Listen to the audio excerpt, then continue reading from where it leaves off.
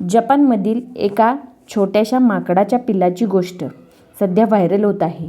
त्या पिल्लाचं नाव पंच. जन्मानंतर काही दिवसातच त्याची आई त्याच्यापासून दूर झाली. नियतीनं त्याला एकटं टाकलं.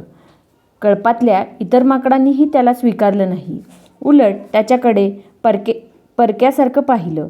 एकाकीपणाने वेढलेल्या त्या निरागस जीवाला एक खेळणं मिळालं आणि त्याने त्या निर्जीव खेळण्यालाच आपल्या आईचं स्थान दिलं. त्याच खेळण्यात त्याने माया शोधली, आधार शोधला, मैत्री शोधली. त्या खेळण्याला तो घट्ट मिठी मारतो. जणू काही आपल्या साऱ्या भावना त्यात ओततो. त्या घट्ट मिठीतून त्याच्या अंतःकरणातील वेदना आणि प्रेम दोन्ही प्रगट होतं.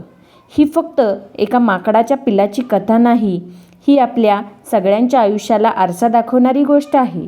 तुमच्याकडे कितीही पैसा असू द्या, महागडी गाडी असू द्या, मोठं घर किंवा उंच इमारतीतील फ्लॅट असू द्या, पण जर तुमच्याकडे तुमच्या हक्काची माणसं, त्यांचं निखळ प्रेम आणि खंबीर आधार नसेल तर सगळे वैभव क्षणात अर्थहीन ठरते.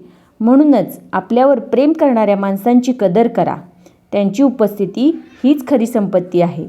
जगात अशी एक गोष्ट आहे जी कोणत्याही बाजारात विकत मिळत नाही, ती म्हणजे आई. तुमच्या आयुष्यात आई असेल तर तिचं जतन करा, तिची काळजी घ्या. कारण या जगात अनेक जण असे आहेत त्यांच्या नशिबात आईचं प्रेम नाही. आईचं प्रेम हेच खरं जगण्याचं बळ आहे आणि त्या बळाची किंमत शब्दात मोजता येणार नाही. कहाणी आवडली असेल तर लाईक करा, शेअर करा, सबस्क्राईब करा.